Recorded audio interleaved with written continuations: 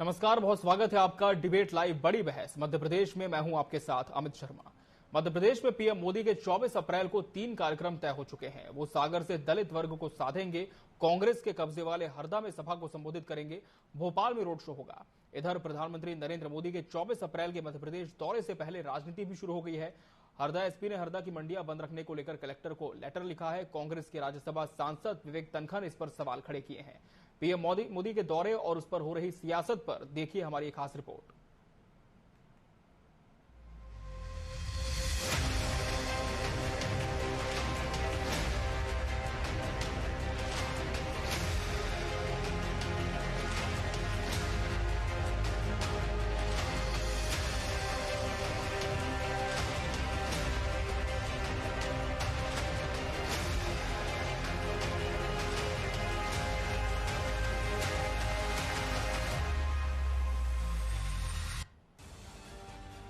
प्रधानमंत्री नरेंद्र मोदी बुधवार 24 अप्रैल को मध्य प्रदेश के दौरे पर आएंगे। लोकसभा चुनाव के दूसरे चरण में पीएम एक ही दिन में 3 लोकसभाओं में पहुंचेंगे। अब तक मिली जानकारी के मुताबिक पीएम मोदी 24 अप्रैल को दोपहर करीब 12 बजे सागर पहुंचकर जनसभा को संबोधित करेंगे। सागर के बाद पीएम मोदी बैतूल पहुंचेंगे। यहां बीजेपी प्रत्याशी दुर्गादास उइके के समर्थन में जनसभा को संबोधित करेंगे। इसके बाद शाम 7:30 बजे भोपाल में रोड शो करेंगे। देखिए, जिस पार्टी के नेता किसी राज्य का बार बार दौरा करें तो इसका आशय स्पष्ट है कि वहां पार्टी जीत रही है। कांग्रेस पार्टी के मालिक राहुल गांधी जी को कल सतना आना था, नहीं पहुंचे सतना। फिर घमंडिया गठबंधन के कार्यक्रम में रांची जाना था, नहीं पहुंचे। तो जो चुनाव प्रचार से पलायन करे, यानी उन्होंने चुनाव के पहले पराजय स्वीकार कर ली। और यही कांग्रेस को पता है कि अब की बार देश नरेंद्र मोदी की गारंटी के साथ, भाजपा के साथ है। अब की बार 400 पार, फिर मोदी सरकार।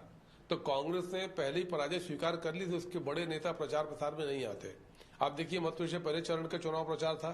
छिंदवाड़ा बहुत बड़ी सीट बताते थे, कमलनाथ जी का परिवार सीट, नकुलनाथ वहां से मैदान में थे। कांग्रेस का कोई बड़ा नेता राष्ट्रीय स्तर का वहां प्रचार करने नहीं गया, कि उनको पता है कि पराजित हो रहे हैं। तो जो प्रचार करने जाते हैं उनको आशीर्वाद मिलता है, और जो पलायन करते हैं उनको पराजय मिलती है। मोदी जी देश की 543 सीटों पर एनडीए वहां प्रचार करने जा सकते हैं कि 470 सीटों पर भारतीय जनता पार्टी चुनाव लड़ रही है। संभव नहीं कि हर सीट पर जाए। तो योजना होती है तो बाकी नेता भी जाते हैं सीटों पर। प्रधानमंत्री नरेंद्र मोदी के 24 अप्रैल के मध्य प्रदेश दौरे से पहले ही राजनीति भी शुरू हो गई है। हरदा एसपी ने हरदा की मंडियां बंद रखने को लेकर कलेक्टर को लेटर लिखा है। कांग्रेस के राज्यसभा सांसद विवेक तनखा ने इस पर सवाल खड़े किए हैं। पहले तो आपने देखा कि पूरे केंद्र के नेता और मध्य प्रदेश के मुख्यमंत्री खुद 10 दिन तक छिंदवाड़ा में रुके, उसके बावजूद भी वो छिंदवाड़ा चुनाव नहीं जीत पा रहे हैं। मध्य प्रदेश में उनको धरती हिलती हुई दिखाई दे रही है। पहले चक्र के चुनाव में जिस तरह से वोटिंग परसेंटेज गिरा और जिस तरह से बीजेपी के कार्यकर्ता में उदासीनता देखी गई, उसको चलते ये लोग चिंतित हैं और बार बार मध्य प्रदेश आ रहे हैं। भोपाल की सीट पर ये इसलिए आ रहे हैं कि भोपाल की सीट में पिछले 5 दिन में जिस तरह से कांग्रेस के कैंडिडेट ने यहाँ पर रिकवरी की है और जनता में वो लोकप्रिय हो रहे हैं, और जो बीजेपी के कैंडिडेट हैं वो विधानसभा का भी चुनाव हारे, और जब इन्होंने देखा कहीं ऐसा ना हो कि लोकसभा का चुनाव भी वो हार जाएं, तब प्रधानमंत्री जी ने यहाँ रोड शो किया और बड़े बड़े नेता फिर यहाँ आने लगे। पीएम मोदी बरतुमा से ही बुंदेलखंड के दलित वर्ग को साधने की कोशिश करेंगे। आपको बता दें कि मध्य प्रदेश के बुंदेलखंड में दलित वर्ग निर्णायक है। पीएम मोदी सागर के बाद बैतूल लोकसभा क्षेत्र में आने वाले हरदा जिले में जनसभा को संबोधित करेंगे। हरदा जिले की 2 विधानसभाओं में कांग्रेस का कब्जा है। इधर मुख्यमंत्री डॉक्टर मोहन यादव का भी हर एक दिन सुबह से शाम तक सिर्फ प्रचार के नाम होता है। विश्लेषक मानते हैं कि प्रदेश की पूरी 29 लोकसभा सीटें फतह करना भाजपा के लिए इतना भी आसान नहीं है। शायद यही वजह है कि प्रधानमंत्री और मुख्यमंत्री अपनी पूरी ताकत झोंक रहे हैं। Bureau report, TV 24 news.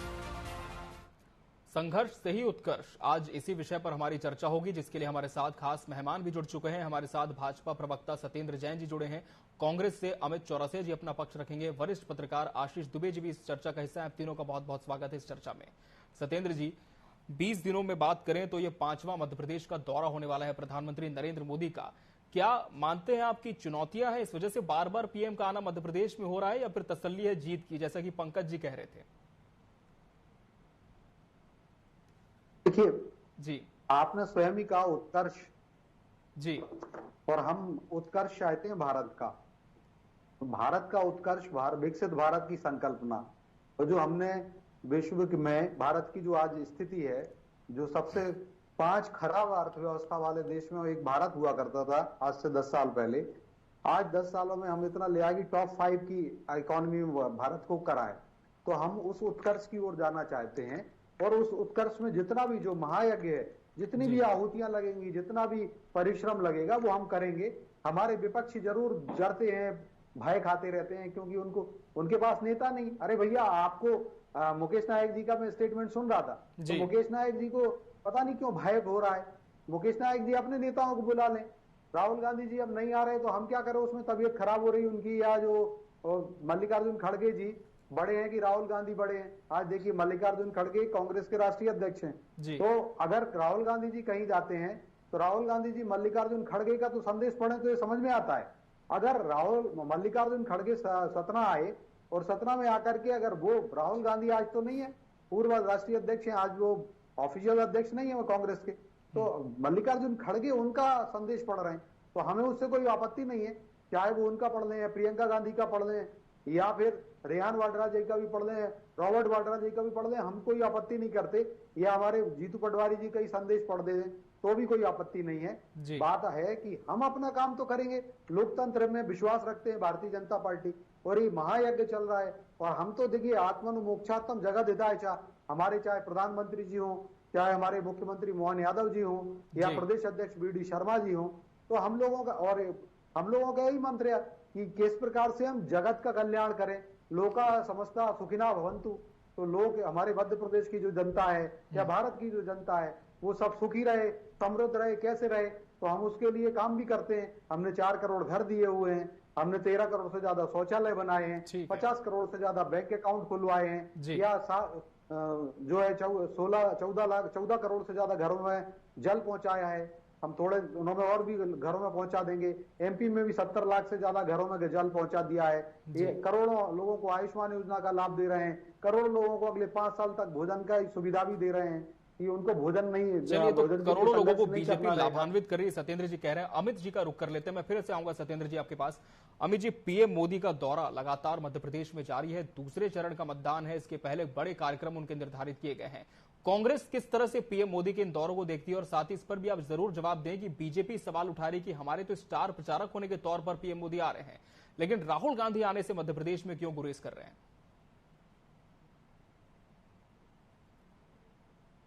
जनता की चिंता कम और कांग्रेस की चिंता बहुत अधिक दिख रही है, ये इनके व्यक्तित्व में झलक रहा है। राहुल गांधी क्यों नहीं आ रहा है? राहुल गांधी जो भारत जोड़ो न्याय यात्रा लेकर और लगातार पूरे मध्य प्रदेश की 7 लोकसभा सीटों पर होकर गए, और जिससे बाद इनकी जो जमीन हिली है, वो पहले चरण के मतदान के बाद जो भारतीय जनता पार्टी ने हवाई कीले बनाए थे, 370% मतदान कराएंगे, भारतीय जनता पार्टी के स्थापना दिवस पर 4 लाख कांग्रेस कार्यकर्ताओं को दल बदल करवा कर लाएंगे। तो ये सारी बातें जब इनकी हवाई निकल गई, सारे आंकड़े झूठे प्रमाण निकल गए, तो अब इनकी जमीन हिली हुई है। दिल्ली से लगातार फोन गनगना रहे अमित भाई, वोटिंग परसेंटेज लगातार डाउन हो गया जी। जहां इन्होंने 370 का लक्ष्य किया था, वहां 100 वोट नहीं डलवा पाए इनके कार्यकर्ता। आज इनका देर दुर्लभ कार्यकर्ता अपने आप को ठगा हुआ महसूस कर रहा है। जिस तरह से ईडी सीबीआई इनकम टैक्स लगा के कांग्रेस के ऊपर दबाव प्रभाव बना के कांग्रेस के जनाधार नेताओं का चरित्र हरण करके उनको भारतीय जनता पार्टी में लाके शामिल करा, आज उसका फल भुगत रही है मुख्यमंत्री मोहन यादव जी, जिन्होंने सिर्फ 3 माह के लिए कुर्सी सौंपी थी नरेंद्र मोदी जी ने 29-0 के लक्ष्य के साथ।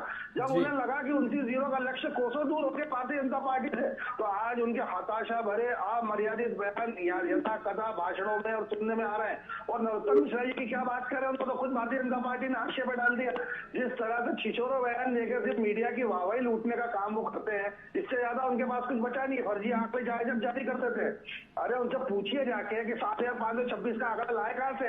अभी 2018 में विधानसभा चुनाव हुआ, कांग्रेस ने 13,500 से अधिक मतदान केंद्रों पर जीत बढ़त हासिल करी। 31,000 बूथों पर सीधी फाइट थी, मात्र 0.49 49, आप सुनिएगा अमित भाई, 0.49% वोट कम होने से हम 60 सीटों का हमें नुकसान हुआ। और इतनी बड़ी आज दुर्भाग्य है कि लोकतंत्र का महापर्व होने जा रहा है, लेकिन मतदाताओं में चुनाव के प्रति उदासीनता बनी हुई है। भारतीय जनता पार्टी के जुमलों और गारंटियों में त्रस्त हो गए। लोकतंत्र के ऊपर से आम मतदाताओं का विश्वास उठ गया। आप सिर्फ मध्य प्रदेश की 6 लोकसभा सीटों की बात ना करें, प्रथम चरण की 102 सीटों के ऊपर यही हालात है। कहीं 5, कहीं 10, कहीं 15% मतदान कम हुआ, और नागालैंड स्टेट के अंदर 6 जिलों में 0% मतदान। तो ये बताता है कि देश के आम मतदाताओं का लोकतंत्र के प्रति विश्वास उठता चले जा रहा है। और ये क्यों होते चले जा रहा है? ये प्रधानमंत्री नरेंद्र मोदी जी की गंदी राजनीति की वजह से होते चले जा रहा है। आज जो मध्य प्रदेश में अमित शाह जी आ रहे हैं, नरेंद्र मोदी जी बार बार दौरे कर रहे हैं, ये बताता है कि मध्य प्रदेश में आज इनकी जमीन हिल गई और ये इस बात का चलिए, बीजेपी की जमीन हिली या नहीं ये जरूर मैं सत्येंद्र जी से पूछूंगा।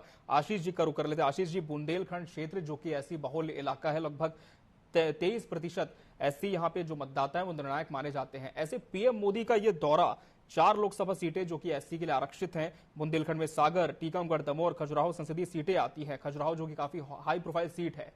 पीएम मोदी का दौरा कितना आश्वस्त करेगा इस सीट पर बीजेपी के प्रत्याशियों को?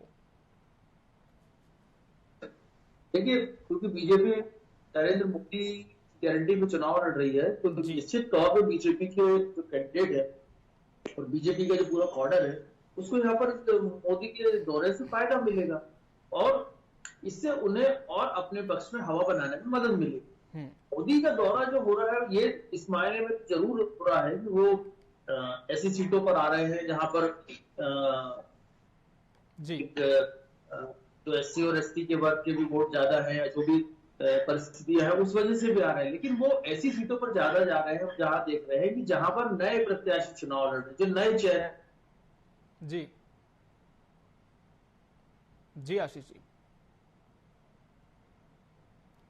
आशीष जी आपकी आवाज हम तक नहीं पहुंच पा रही है, क्या आप मुझे सुन पा रहे हैं? जी जी, आपकी बात रखें जी। हाँ, तो मुझे ऐसा लगता है। और दूसरी बात, बड़ी बात यह है कि भाजपा के साथ मध्य प्रदेश में तो उनके 0 का लक्ष्य है, भाजपा को उस लक्ष्य को अधिकतम प्राप्त करने। जी जी आशीष जी, चलिए फिर से आशीष जी से संपर्क करने की कोशिश करेंगे। आशीष जी जो बात कह रहे थे सत्येंद्र जी की, मध्य प्रदेश में भाजपा का 29 सीटों का लक्ष्य है। आशीष जी जी वापस आ गए, क्या आप मुझे सुन पा रहे हैं? जी जी, आपकी बात जारी रखें जी। हाँ, तो मध्य प्रदेश में जो भाजपा के पास मध्य प्रदेश में 29 सीटें हैं, वो भाजपा के लक्ष्य के लिए बहुत जरूरी है केंद्र में जाने की। क्योंकि हिंदी पट्टी के राज्यों में मध्य प्रदेश बड़ा राज्य है और भारतीय जनता पार्टी की प्रयोगशाला भी कहा जाता है जी। इसलिए नरेंद्र मोदी हो, अमित शाह हो, भाजपा के जो भी शीर्ष नेता है, वो यहाँ पर पूरी ताकत लगाएंगे, स्वाभाविक नहीं है। जरूरत यह है कि कांग्रेस की तरफ से भी, कांग्रेस जैसे भी अपने कार्यकर्ताओं से चुनाव लड़ रही, ठीक बात है, लेकिन कांग्रेस के नेताओं को भी या उनके प्रत्याशियों को भी अपने शीर्ष नेताओं से, जो उनके स्टार प्रचारक हैं, उनके बैकअप की जरूरत मध्य प्रदेश में और खासकर इन सीटों पर है। क्योंकि ये जो सीटें हैं, ये भाजपा के कब्जेवादी सीटें हैं लगातार, और यहाँ पर बीजेपी के जो रास्ते को रोकने की जो जरूरत भाजपा कांग्रेस को नजर आती है, वो इन सीटों पर भी उतनी ही लागू होती है। तो यदि कांग्रेस के लोग भी इस तरफ आएंगे, हालांकि देखिए पिछले चुनाव में, विधानसभा चुनाव में राहुल गांधी ने एक रोड शो भोपाल में किया था, लेकिन अब ये जरूरत भाजपा को यदि है अपने शीर्ष नेतृत्व की, तो कांग्रेस को भी उतनी ही है, क्योंकि दोनों के मिशन के बीच में मध्य प्रदेश एक बड़ा पड़ाव है, बड़ी सीटें हैं। तो इसलिए मुझे लगता है कि भाजपा का जो यहाँ पर जितना जोर दिया जा रहा है, भाजपा जो जोर दे रही है मध्य प्रदेश को लेकर के, वो बहुत स्वाभाविक है और इसको कांग्रेस को भी समझना होगा। कांग्रेस समझती भी है, लेकिन इसको कार्यकर्ताओं तक मैसेज लाने के लिए और प्रत्याशियों को मजबूत बनाने के लिए उतना ही जोर भाजपा की तरह कांग्रेस को भी लगाना होगा। ठीक है सत्येंद्र जी, 29 सीटें फतेह करने की तैयारी में भाजपा है। पीएम मोदी के दौरे से निश्चित तौर पर फायदा भी होगा, लेकिन फिर कांग्रेस ये को कह रही है कि पहले चरण का जो मतदान हुआ उसके बाद भाजपा की जमीन कहीं ना कहीं हिल गई है, तो क्या इसी को स्थिर करने प्रधानमंत्री आ रहे हैं? देखिए, मैंने तो आपको पहले ही कहा कि हम तो लोकतंत्र का महाकुंभ समझते हैं और अब उसमें अपना योगदान दे रहे हैं, आहुति दे रहे हैं, और उसी श्रृंखला में यही उनके आगे के कार्यक्रम भी हैं और पूरे भारत में जा रहे हैं। हमारे सारे नेतागण जा रहे हैं और अपनी अपनी आहुति डाल रहे हैं, संविदा डाल रहे हैं।